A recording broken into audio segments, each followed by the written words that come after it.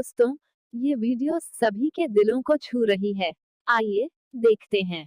भाई इस cough syrup को अपने घर से निकालकर तुरंत बाहर फेंक दो, क्योंकि ये राजस्थान में अब तक 3 बच्चों की जान ले चुका है और ये नंबर बढ़ता ही जा रहा है। और जब इन बच्चों के पेरेंट्स डॉक्टर के पास गए ना, जिसने दवाई लिख के दी थी, तो उस डॉक्टर ने इन पेरेंट्स को सेटिस्फाई करने के लिए वो दवाई खुद लेकर दिखाई। तो भैया पता चला कि 8 घंटे बाद वो डॉक्टर भी गाड़ी के अंदर बेहोश पड़ा था, जिसके बाद गवर्नमेंट ने इस मेडिसिन को सब जगह से बैन कर दिया है। और सबसे खतरनाक बात तो ये है कि जुलाई से लेकर अब तक खाली राजस्थान में ही 1.33 लाख बोतल्स इस कफ सिरप की ऑलरेडी डिस्ट्रीब्यूट भी हो चुकी है। लेकिन सबसे डिस्टर्बिंग चीज ये है कि मेडिसिन 40 बार टेस्ट में फेल हुई थी, फिर भी ये हर जगह डिस्ट्रीब्यूट करी जा रही थी। वैसे ये कफ सिरप काइसन फार्मा ने बनाया था, जो इस तरीके से दिखता है। अगर आपके घर में पड़ा है तो उसे तुरंत बाहर फेंक देना।